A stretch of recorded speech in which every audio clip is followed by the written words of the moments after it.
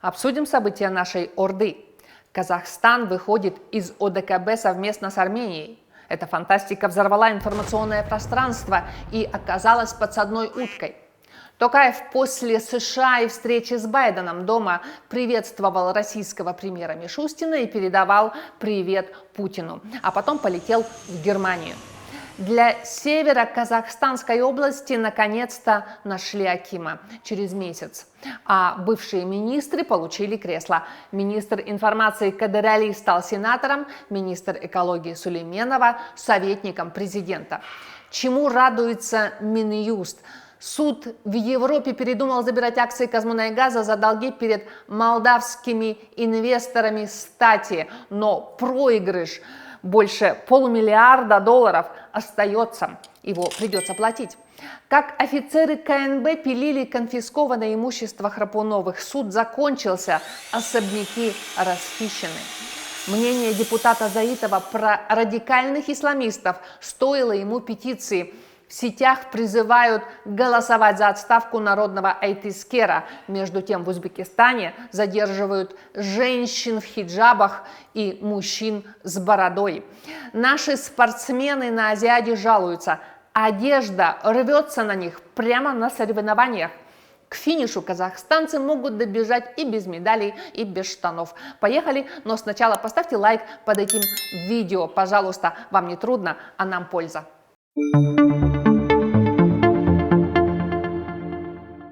Я хотел бы поприветствовать вас, передать привет моим коллегам Владимиру Владимировичу Путину, Александру Григорьевичу Лукашенко. Большая игра продолжается, но на этот раз Казахстан не выполняет роль пешки, а ведет свою независимую партию.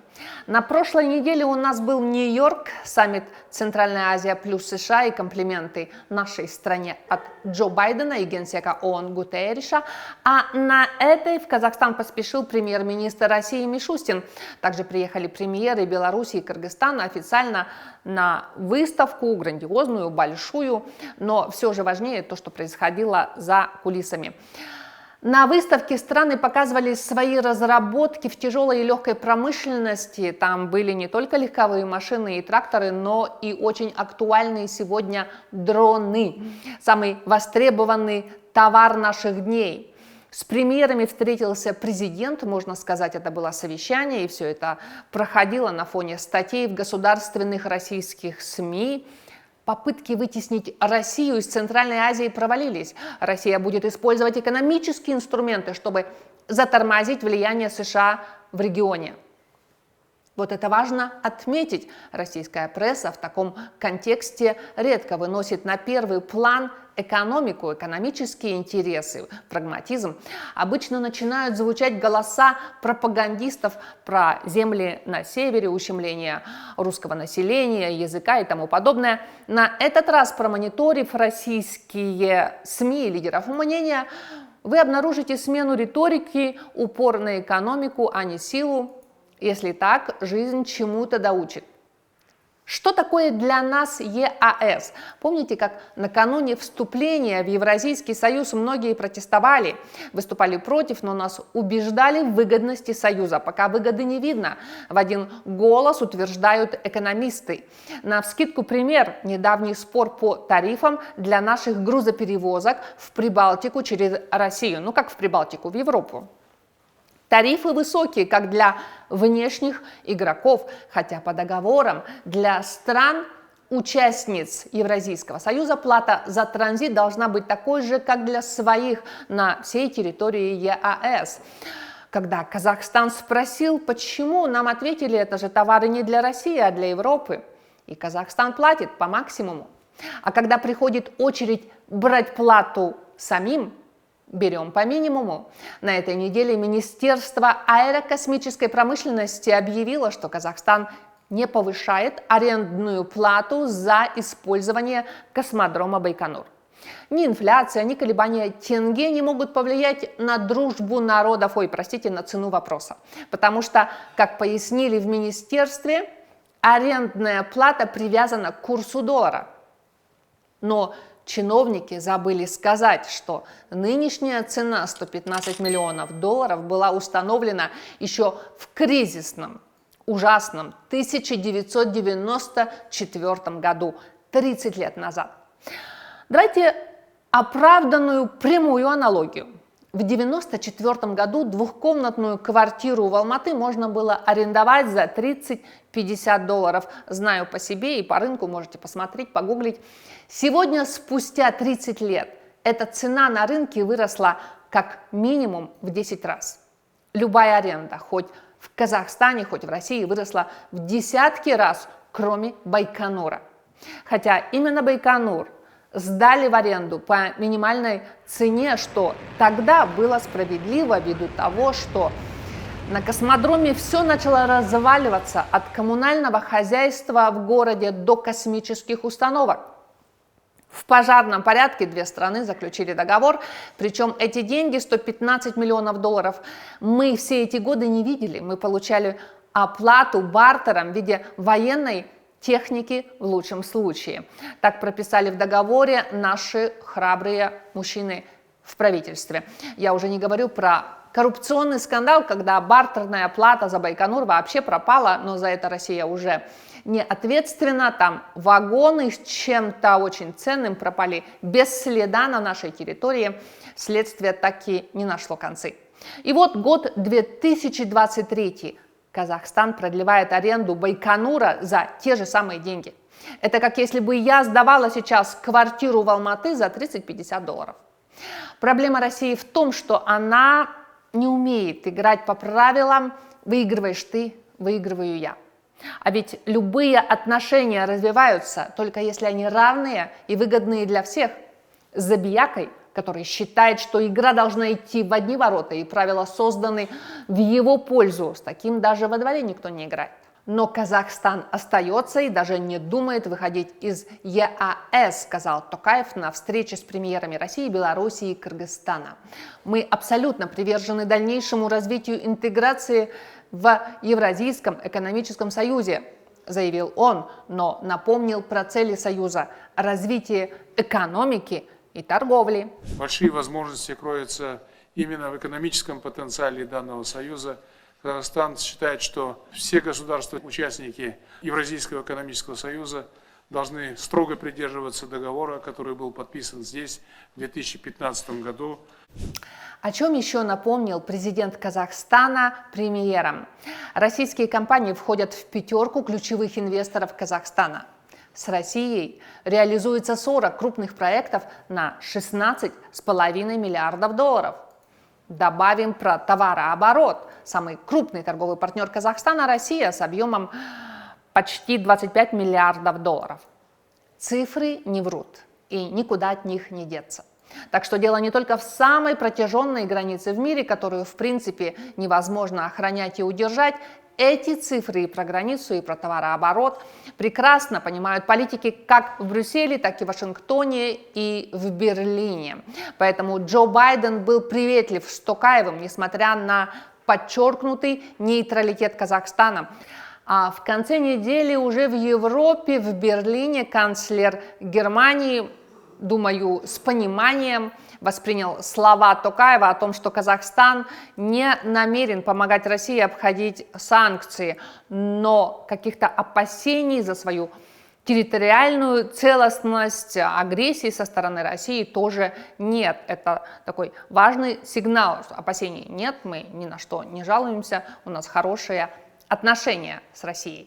Что касается границы между Казахстаном и Россией, то она была в свое время делимитирована и в значительной степени демаркирована, подтверждена и ратифицирована парламентами двух стран. Поэтому каких-либо опасений в отношении территориальных притязаний со стороны России у нас не имеется. Мы поддерживаем регулярные дружеские контакты на двусторонней основе, а также в рамках соответствующих интеграционных объединений. Что касается возможного обхода санкций, то Казахстан однозначно заявил о том, что будет следовать санкционному режиму. Отмечу из каких-то практических вещей то, что Токаев заявил, что Казахстан может и готов увеличить объемы нефти для нефтепровода «Дружба». Это нефтепровод по советских времен, по которой нефть шла в Европу, и всегда там была российская нефть, и только после войны в Украине стала идти казахстанская нефть. И вот мы готовы увеличить свои объемы. Вчера также прошел саммит «Центральная Азия плюс Германия». В нем приняли участие лидеры 5 центральноазиатских государств – Узбекистана, Кыргызстана, Туркменистана, Таджикистана и Казахстана. Встреча проходила в формате рабочего завтрака. Токаева посадили по правую руку от немецкого президента Штайнмайера, главу Узбекистана Шавката Мирзиёева по левую. Садыр Жапаров, Эмомали Рахмон напротив. Туркменистан представлял Гурбангулы Бердымухамедов, председатель парламента республики. В ходе встречи большое внимание было уделено изменению климата и водной проблематике. Участники обсудили повестку, связанную с таянием ледников и изменением экологической ситуации в Центральной Азии. Главы государств также затронули вопросы, связанные с геополитической ситуацией вокруг региона Центральной Азии и Европейского Союза. Была рассмотрена текущая ситуация в Афганистане и Украине. Но особенно радуют цифры с другой стороны, восточной. За 7 месяцев на 13% выросла торговля с кыргызами. Кстати, Жапаров до Астаны заехал в Жамбылскую область, которая летом осталась без воды Токтагульского водохранилища. Там все были подчеркнуто братски настроены, и хочется верить, что в будущем ни Казахстан, ни Кыргызстан не допустят такого бедствия, как в этом году. Кстати, в Германии, о чем еще говорили, будет саммит Центральная Азия плюс Германия. Вот не устаю повторять, что в этом году прошли саммиты Центральная Азия плюс Китай, Центральная Азия плюс Европа, Центральная Азия плюс США и вот плюс Германия. Наш регион оформляется в нечто цельное, и это здорово. Просто представьте, судите сами, легче разговаривать с большими соседями, когда у тебя 20 миллионов, рынок, население, или разговаривать, когда ты охватываешь 80 миллионов и большую территорию. Так что интеграция Центральной Азии очень важна и очень нужна. Но опять-таки ложка дегтя, без которой у меня никогда не получается почему-то. Любую интеграцию, любые братские отношения, добрососедские, легко испортить, нарушить столкновением интересов. А у нас в Центральной Азии очень много точек, где интересы могут столкнуться. Это вода, это ресурсы и это даже транзитные маршруты.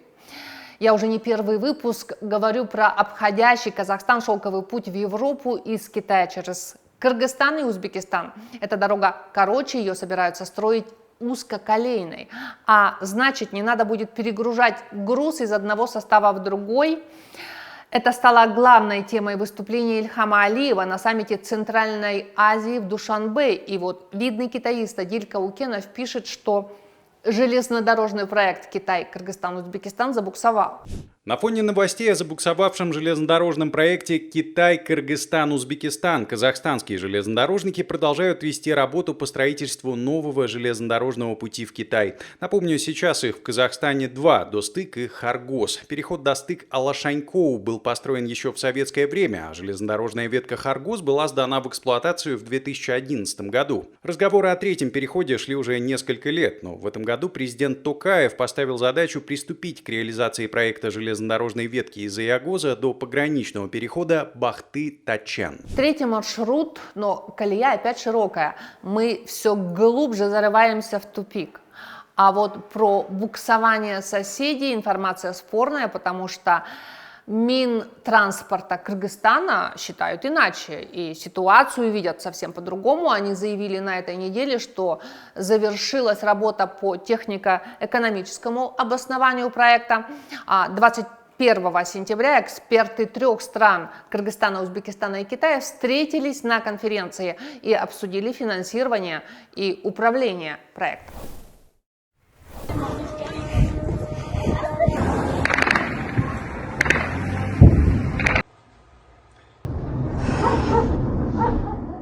Республика Нагорный Карабах, так никем и не признанная, перестанет существовать, когда пробьет полночь 1 января 2024 года. Таковы последствия войны, которая, можно сказать, длилась с 90-х годов и не прекращалась все 30 лет. Сначала победили армяне, и вот реванш взяли азербайджанцы. В итоге премьер Армении Пашинян заговорил о выходе страны из договора о коллективной безопасности ОДКБ, что неудивительно.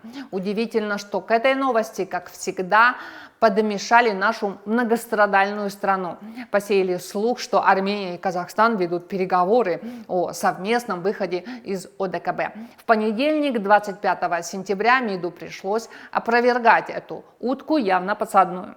Информация распространяется, что якобы Казахстан и Армения ведут переговоры. Это не соответствует действительности. Буквально несколько дней назад министры иностранных дел стран-членов ОДКБ провели свое совещание.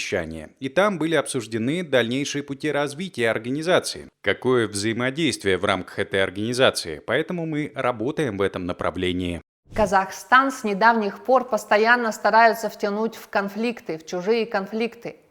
Вокруг столько войн, столько бед, что если все воспринимать как свое, личное, сердца не хватит. Что происходит с теми, кто лезет на рожон по поводу и без? Ответ в приведенной выше информации. Они теряют земли, жизни, экономику.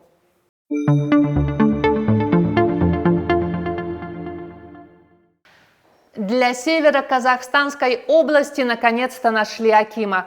СКО почти месяц жила без руководителя, управленца и, кажется, сама того не заметила. Новым акимом стал Гауэс Нурмухамбетов. Так и хочется добавить некий. Последняя должность – депутат Сената. И хотя раньше он какое-то время работал заместителем акима Костанайской области, переход из Сената, даже не из Мажилиса, более такого практического органа, на хозяйствование выглядит как-то сомнительно. Причем хозяйство-то трудное. Петропавловский край самый бедный, там низкие зарплаты. Так, в принципе, город-то хороший, но зарплаты мизерные. Вот у меня знакомый работает в больнице сварщиком. 100 тысяч тенге на руки. Ну, куда это раз деньги? Ну, я здесь родился, соответственно, здесь вырос, учился в школе. Потом, отучился на сварщика. Вот сам на себя сейчас работаю, а так идти куда-то на стройку за 100 тысяч тенге, ну, сами понимаете, что это деньги, что ли. Там ТЭЦ в аварийном состоянии. Прошлой зимой город замерзал, и его затмил только Экибастуз. Если Нурмухамбетов настолько сильный, что способен управлять целой областью, почему его отправляли в Сенат? Важный институт, но не прикладной. Очень непрактический, где не нужны менеджерские качества. В Сенат у нас отправляют на почетную пенсию. Часто наоборот, бывших акимов, даже районных, отправляют в парламент пересидеть до заслуженного отдыха. Ну и потом, в единственную область, где преобладает славянское население, можно было наконец отправить акимом славянина. Это был бы добрый, правильный месседж людям. Думаю, у нас есть талантливые управленцы, славяне, патриоты, одних только Рожина и Спаткая взять, которые, кстати, не растут по карьерной лестнице, несмотря на свой прекрасный казахский и демонстративную преданность родине. Другие качества, о которых я специально интересовалась, Спаткай, говорят, работает по 24 часа в сутки. Меніңше дәл қазіргі кезде бұл таңғалатын дүние емес. Себебі бәріміз Қазақстанда туып өскен жастармыз, шынымен де бар жетістіктеріміз, жеңістеріміз бұл біздің еліміздің арқасы деп айтуға толық негіз бар. Сондықтан осының арқасында біз отан сүйгіш патриоттық сезімдер не екенін білдік деп айтуға болады. Сондықтан біз бәріміз бірнеше тілдерде сөйлейтін халықпыз, иә. Но у нас, надо сказать прямо, не титульным очень трудно делать карьеру в государственных органах. Пару лет назад я писала про курда-прокурора Абдухалыка Исаева, который первый в стране еще в начале 90-х начал вести процессы на казахском. Ему всегда передавали дела, которые велись на государственном языке. Он прекрасно знает казахский, закончил школу казахскую. Но однажды, поднявшись до заместителя районного прокурора, он так и завис в этой позиции на 20 лет. Его туда-сюда переводили все время замом. Причем логики в том, кто становился его начальником, не было. Почему, например, прокурором Турксибского района в какой-то момент назначили какого-нибудь начальника отдела из другой области без способности понимать дела на казахском, а не его казахскоязычного подчиненного курда, который работал в этом районе, который очень хорошо его знает. И, кстати, в Турксибском районе именно там большая часть населения курды. 3 года назад полковнику Исаеву предложили очередной перевод на очередного зама, и он с удивлением увидел, что пошел по второму кругу. Это был район, где он уже работал замом, и он понял, что пора в отставку. Если вы посмотрите на его безупречную служебную биографию, убедитесь, он, будь правильной национальности, обязательно дослужился бы не только до районного прокурора, но и выше. И ведь он был единственным курдом-прокурором в Казахстане. Неужели даже для него одного было жалко справедливости? Так не должно быть. Почти половина казахстанцев не должны жить с ощущением и пониманием того, что над ними есть непроницаемый потолок, выше которого не прыгнешь. Это несправедливо, это не прагматично, у нас не хватает толковых кадров. Если государство будет не только говорить, но делами показывать, что все у нас равны, что у всех есть возможность добиться любых высот, а не только заместителя района, от этого выиграет прежде всего само государство. Вот почему славянин Аким Петропавловску был бы полезен для всей страны. Между тем, еще с прошлой недели акимы стали более подотчетны обществу, если посмотреть с одной стороны. А с другой, они могут послать вас куда подальше. Потому что чиновников, с одной стороны, обязали отвечать на петиции, а с другой, уволить их по петиции не могут. Количество голосов значения не имеет. Поправки в кодексы упорядочивают общественный контроль за госорганами. Петиции ввели в административный кодекс, отношения граждан и власти стали как бы чуть-чуть равнее.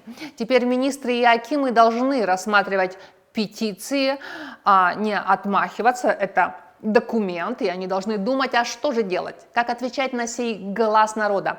Причем отвечать придется аргументированно, с указанием фактов, которые или опровергают, или подтверждают доводы петиции. Но рассматривать петиции за увольнение госслужащих не будут. Наверное, решили, что это уже прямой путь к охлократии и бардаку.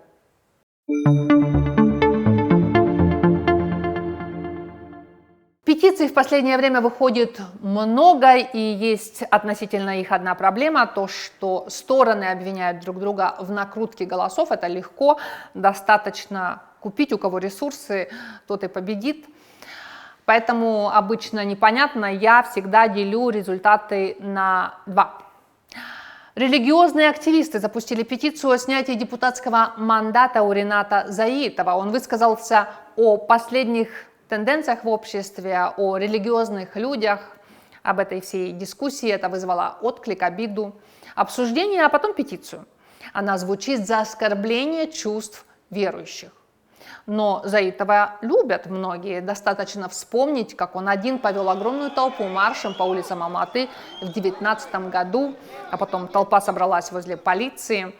Так что тех, кто за отставку народного айтыскера, в 2 раза меньше тех, кто против.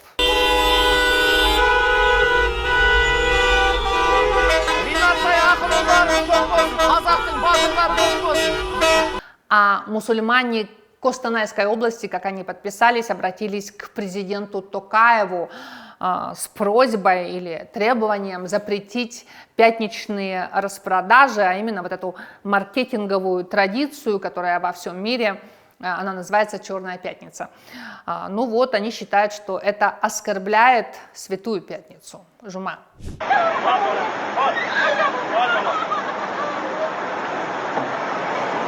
А в соседнем братском Узбекистане вступил в силу и начал действовать закон на запрет религиозной одежды, на закрытие лиц. Если быть точными, то это поправки в кодекс поведения в общественных местах. Гражданам Узбекистана, за исключением тех, кто работает в религиозных организациях типа Думка, мечети, запрещено носить культовую одежду в общественных местах.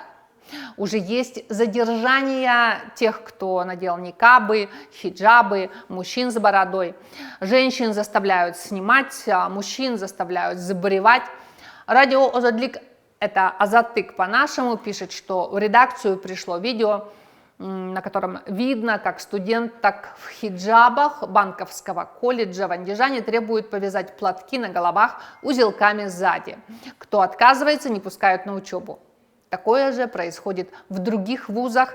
В Чирчикском пединституте руководство потребовало от студентки 3-го курса факультета узбекского языка Каромат Мукимовой снять хиджаб, иначе ей отказывали в общежитии. В дома носящих хиджаб жительниц Зангиатинского и Янгиюльского районов приходят люди в масках и проводят обыски. Так пишет Озодлик. На рынке в Сергелийском районе Ташкента были задержаны 10 мужчин с бородами. Их приговорили к 15 суткам административного ареста. В других районах милиция просто сбривает бороды мужчинам, как это делал Петр I. Помилуй, высокий мальчик. Помилуй. 11-12 сентября в Ташкенте прошли рейды и были закрыты больше десятка кафе, в которых кушают, едят, приходят верующие. Их обвинили в несоблюдении санитарных правил. Конечно же, причина надумана. На самом деле это связано с тем, что все сотрудники этих кафе носили бороды, а сотрудницы хиджабы. Видимо, это халяльные кафе. Там еще были молельные комнаты. Владельцам магазинов литературы, одежды рекомендуют сменить исламские названия магазинов и убрать вывески на арабском языке. В середине 10-х годов, 14-м, 15-м, чуть раньше и позже, похожие кампании проходили в Таджикистане и Туркменистане. Ну, а во всех этих республиках 100 лет назад женщин освободили от паранджи. Помните такое выражение «освобожденная женщина Востока». Я в 2010 году брала в Таджикистане интервью у бабушки, которая рассказывала, вспоминала, как они в кишлаке радовались освобождению. Она повела нас на гору, на которой женщины устроили свой праздник. Мы даже внутренне улыбались ее рассказу, потому что она говорила: мы бегали вокруг костра из паранджи, танцевали и пели. И вот что-то произошло с нашим регионом. Женщины и мужчины устремились назад в Архайку, опять стали желать паранджу. Все это идет, конечно, под соусом религии. А почему так происходит? Ответ на этот вопрос важнее, эффективнее запретов, но с другой стороны все сложно. Если уж есть авторитарная власть, то, может быть, она и должна работать на прогрессизм общества. Трудно сказать, к чему приведут эти запреты в Узбекистане. В Туркменистане и Таджикистане в итоге победили хиджабы и бороды. Там девушки, женщины носят национальную одежду, а не арабскую. За 30 лет в Центральной Азии мы запустили назад процесс архаизации, а теперь пытаемся отмотать. Получится ли? Это очень сложно бороться с тем, что у человека внутри, в душе, а вера, религия, она вообще иррациональна. Очень трудно туда пробиться и что-то там убедить в чем-то. Все-таки намного легче странам с преимущественно христианским населением. Судите сами, если уж в США есть группа радикально верующих христиан, амишей, которые считают, что надо одеваться согласно их вере, в длинные старинные платья, так же, как вот арабы, в такие платья, которые носили в Средневековье, то они живут компактно в одном городке.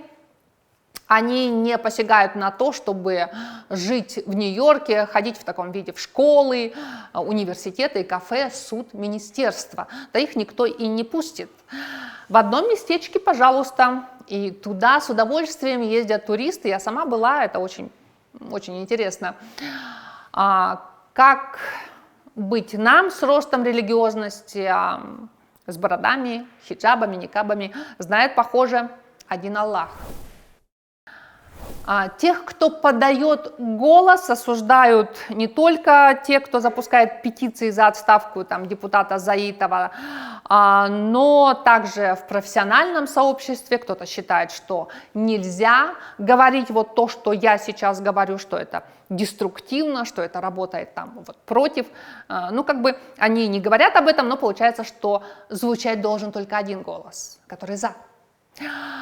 А я в связи с этим просто хотела привести вот очень, очень коротко, очень выжимку такую истории. Золотой век ислама пришелся на 9, 10, 11 века.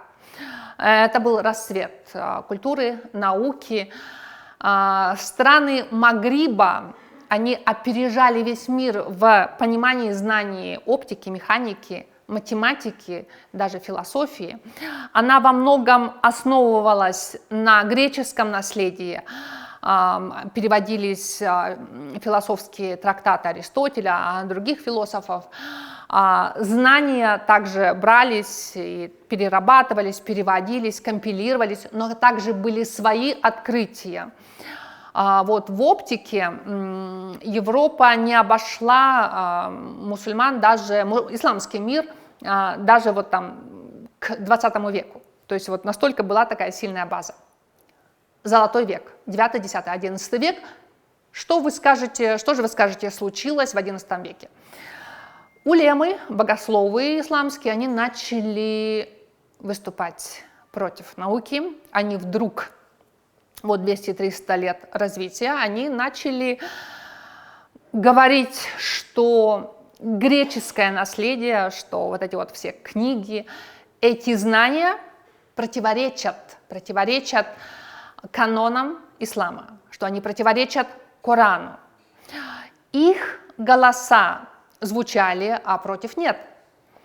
Если бы, то есть они были лидерами мнений, да, скажем так, вот это все равно, что в то время там, в Фейсбуке условном звучали только голоса этих улемов, которые вот убеждали, это был 11 век. В итоге они переломили ситуацию, потому что против-то никто ничего не подавал голоса. И все были там и сожжены, уничтожены, наука затормозилась, остановилась. В общем, все было запрещено.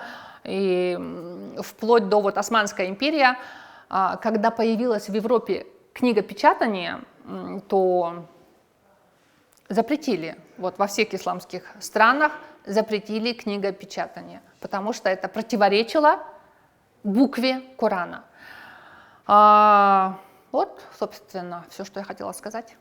Надо выступать также и с другой стороны, подавать свой голос. Когда голос звучит только с одной стороны, улема, который считает, что наука противоречит Корану, а если с другой стороны все молчат, то, конечно же, победит, перевесит вот это мнение.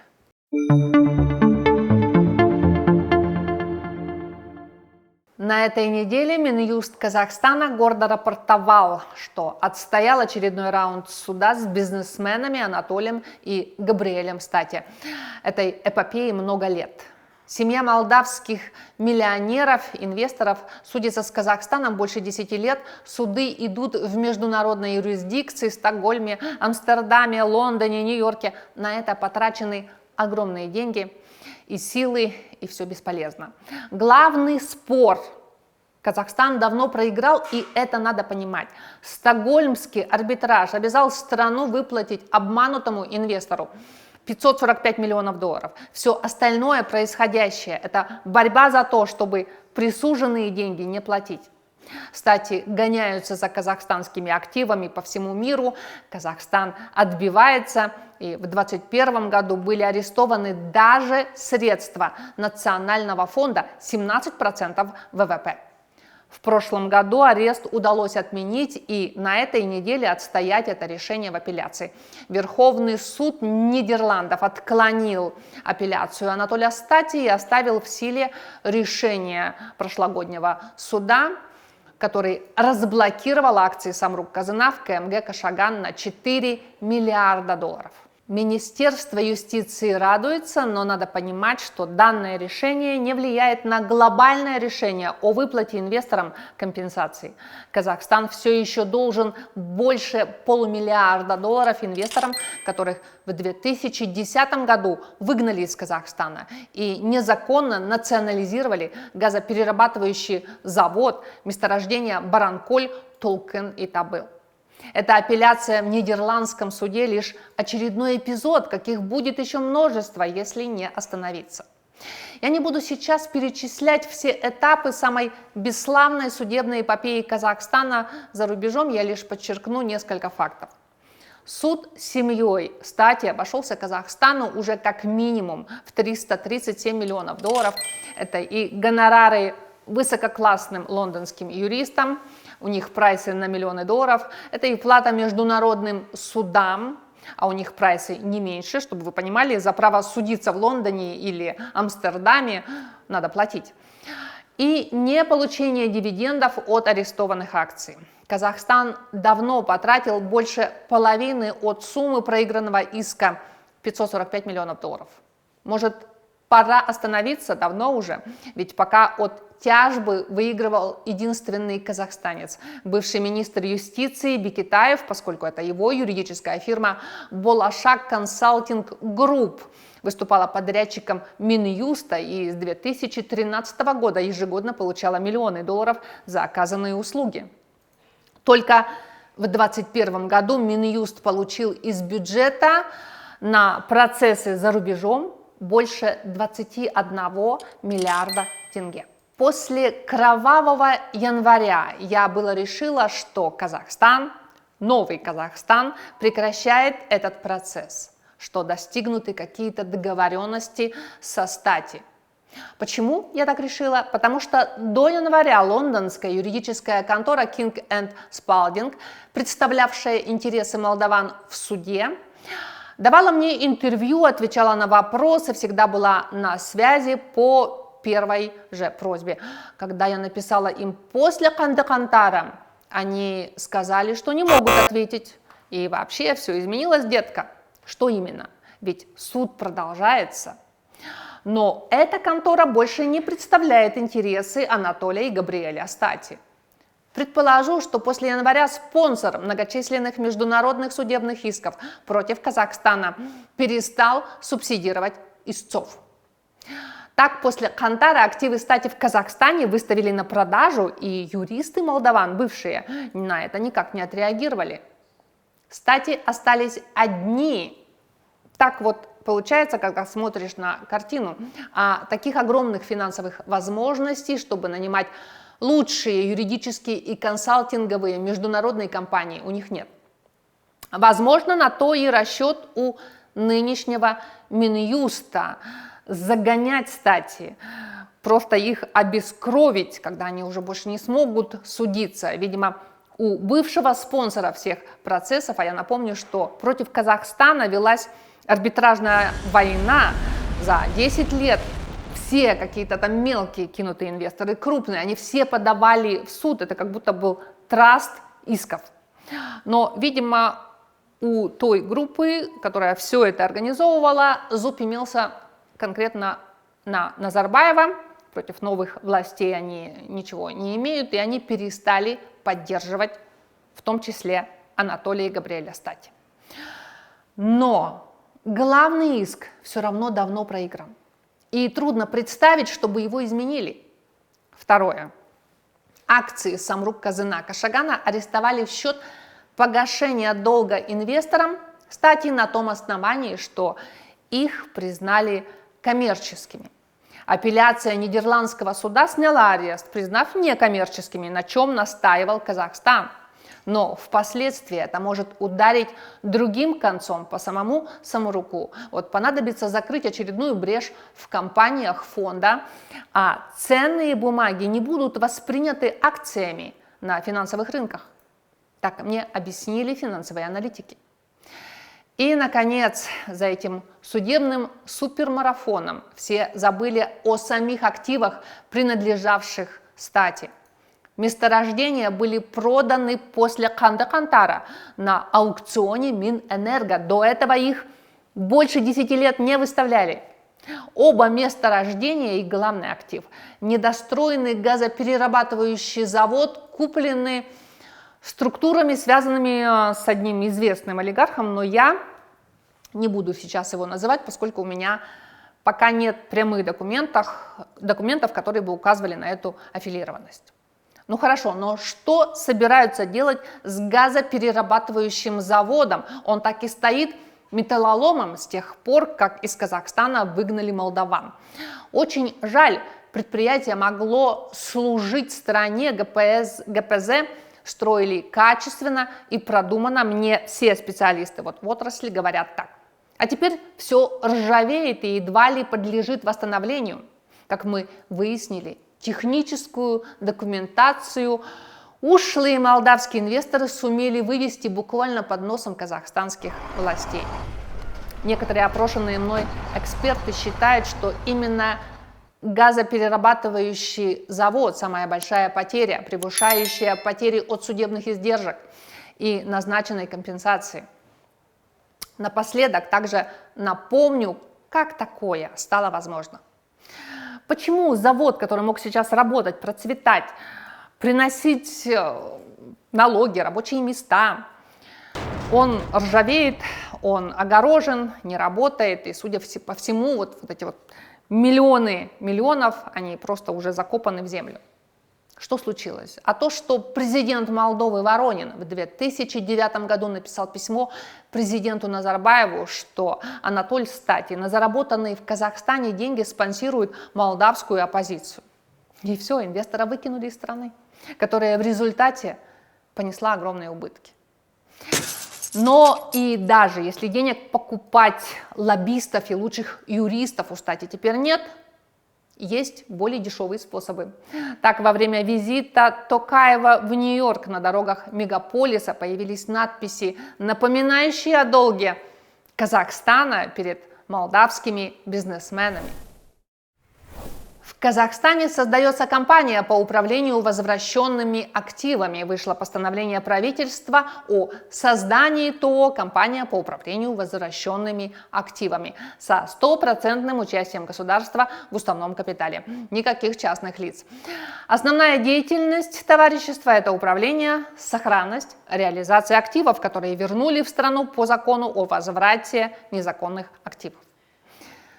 Хотелось бы верить, что активами действительно будут управлять в интересах государства, а не так, как обычно, не так, как мы привыкли. В подтверждение моих опасений посмотрите удивительную историю управления конфискованными возвращенными активами семьи Храпуновых. Управляли так, что активы в итоге присвоили сотрудники КНБ. Виктор Храпунов – политический тяжеловес нулевых, аким Алматы, аким ВКО, министр энергетики и ЧС. В 2007 году вместе с семьей эмигрирует в Швейцарию. Через 4 года на родине его обвиняют в хищении госимущества, мошенничестве, злоупотреблении должностными полномочиями, взятках. Ущерб стране более 250 миллионов долларов. В 2018 году суд заочно приговаривает Храпунова к 17 годам, его жену Лейлу к 14 годам. И даже их зять получает 5 лет заключения. Все имущество Храпуновых было конфисковано вплоть до личного жилья родственников, что даже в Казахстане редкость. Но не все активы попали в казну государства. Чиновники незаконно по сильно заниженной стоимости фактически продавали конфискат алматинского экс-акима.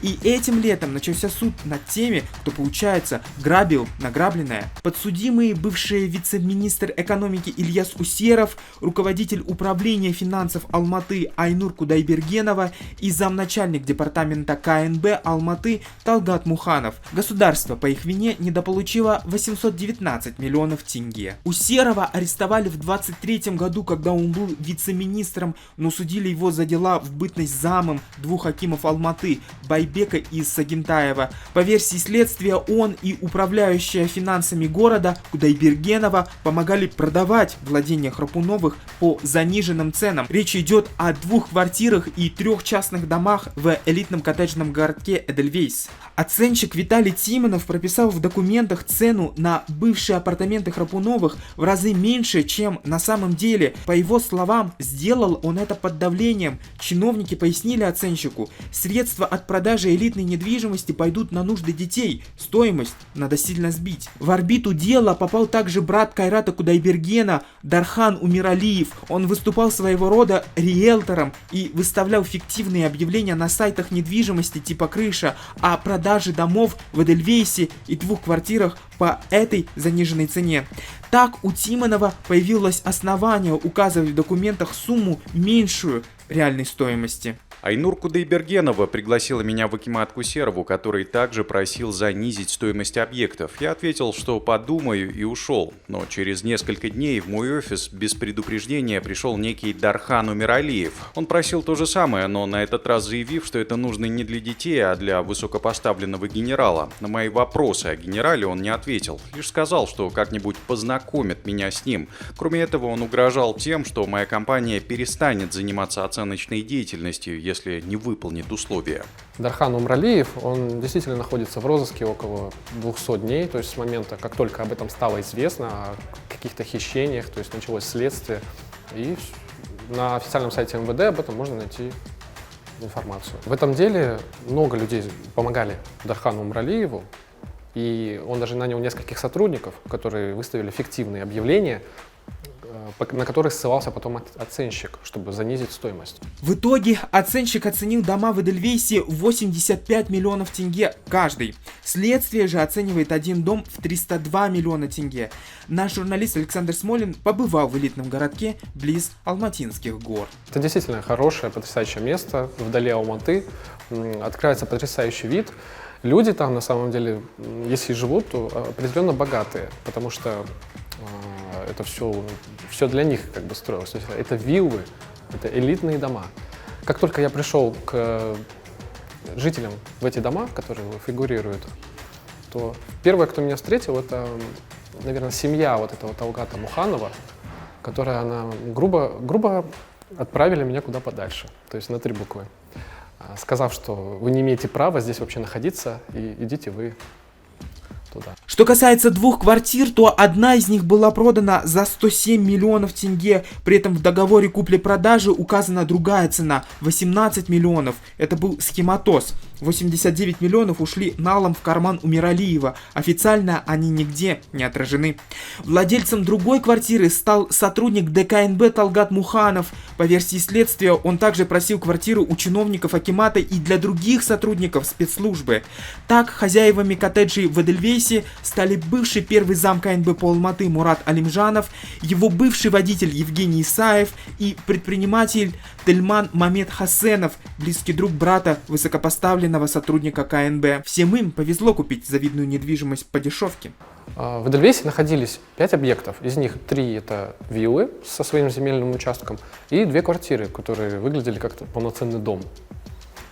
И они все так или иначе оказались в руках сотрудников КНБ, либо у их родственников или друзей. И как выяснило следствие и доказали в суде, да, при этом им Айнур Кудайбергенова помогала и Ильяс Усеров.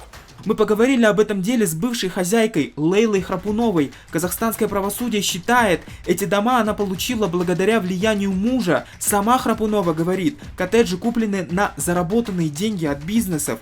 Виктор Храпунов не мог оказывать давление на турецкого застройщика Эдельвейса, потому что тот едва ли не превосходил его по весу и влиянию. Глава Айтхаузинг находился на особом положении у Назарбаева.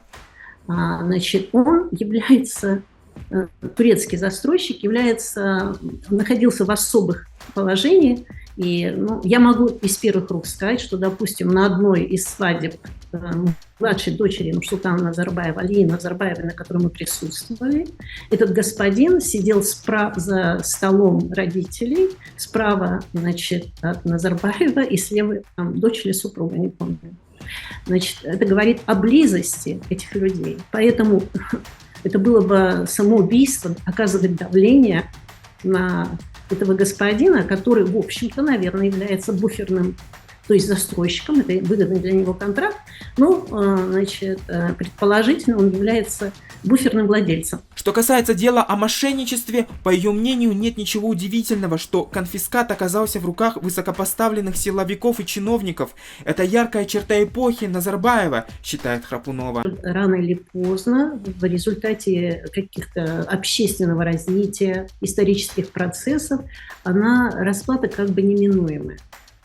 И вот когда люди находятся, обслуживают интересы, значит, каких-то режимов, да, они должны понимать, что эту систему Нурсултан Назарбаев создал под прямое президентское правление и для продления своей собственной власти. Система самопожирающая, да? То есть все те, кто, обратите даже на судьбы каких-то чиновников, которые были на каких-то ключевых высоких правительственных постах.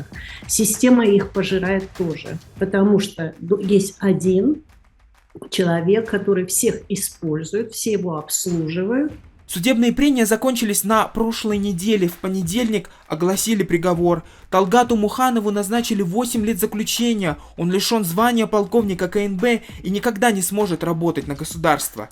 Ильясу Усерова и Айнуру Кудайбергенову приговорили к 5 годам. Также с пожизненным лишением права работать в госструктурах. Все 5 бывших объектов Храпуновых должны быть переданы государству. Немного про экономику именно в той ее части, которая затрагивает всех, а именно наши кошельки. На этой неделе много говорили про тенге. Он вел себя не очень хорошо, он растет. В конце августа 440-450 стоил, начал слабеть, и вот всего через месяц уже 477 сегодня стоит тенге за доллар. Нацбанк, экономисты объясняют нам своим птичьим языком причины, но что нам причины? Министерство экономики при этом предлагает поднять ставку НДС с 12% до 16%. Вероятно, повышенный НДС будет применяться с 2025 года. Для меня эта тема очень близка, она меня ранит, потому что наша маленькая компания, наша маленькая орда попала на НДС, потому что государство тихо, без объявления войны в прошлом году снизило порог для НДС с 90 миллионов тенге до 60 миллионов тенге. И вот теперь Абу-Даби Плаза, огромный этот комплекс, не платит НДС ни копейки, а крохотная орда платит. Министерство экономики считает при этом, что НДС в Казахстане самый низкий в мире, ниже, чем в России, Беларуси, Армении, где он составляет 20%. Затем приводят нам такие заумные доводы, вся цель которых убедить, что повышение НДС выгодно самим предпринимателям. Вот я предприниматель, нет, это невыгодно никому. В реальности повышение НДС приведет к росту цен. Оно невыгодно и вам также.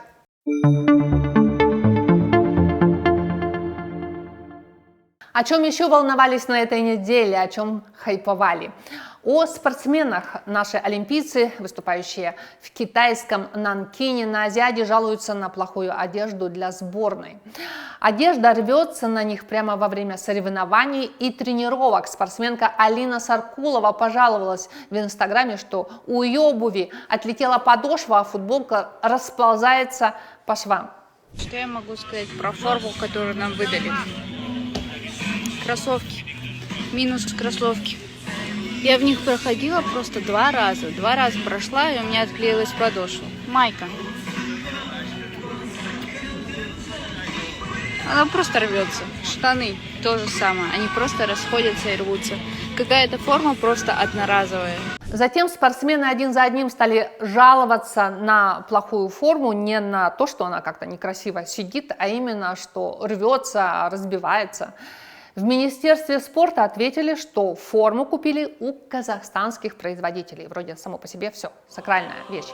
Качество и дизайн согласовывали со спортсменами, и раньше никто, мол, не жаловался. Но Сарыкулова не единственная, повторяю, в инстаграме спортсмены говорят другие то же самое. Журналисты Орды проверили, кто поставил форму сборной Казахстана. Это компания Казпо-Н. На экипировку сборной на Азиаде потратили более 145 миллионов тенге. Закупка прошла из одного источника, то есть тендер был без конкурса. За 145 миллионов казахстанскую сборную обеспечили чемоданами, костюмами, футболками и шортами. В сети появились сообщения, что международные компании предлагали свои услуги дешевле. Но тут соглашусь с председателем Союза обрабатывающей промышленности Маратом Бакуловым, что по поводу цены он сказал: казахстанским производителям легкой промышленности трудно тягаться с такими гигантами, как Adidas и Nike. Они просто могут задавить вас своими оборотами, это понятно. Не надо забывать, где находятся их заводы: в Таиланде, Вьетнаме, Камбодже, где средние зарплаты в легкой промышленности вокруг $100 или 50 тысяч тенге за 12-часовой рабочий день, и где нет, кстати, пошлин на ткани, как у нас, или таких налогов на фонд оплаты труда с разными ОСМС, уходящих почти в 40%. Конечно, можно было защитить рынок и поддержать отечественных производителей, как у узбеков, закрыть пошлинами в 70%, и тогда бы массовый Adidas уже бы стоил не 45 тысяч, а все 100. Но не думаю, что всем это понравится. Но, с другой стороны, ни вы, ни я не носим порванную одежду только потому, что ее сделали казахстанцы. Получили тендер, так сделайте, шейте на совесть. Нельзя постоянно прикрываться идеей национального производителя. Надо конкурировать и давать людям качество. Берегите себя. Спасибо, что вы с нами. Подписывайтесь на нас. Благодарю вас также за Patreon.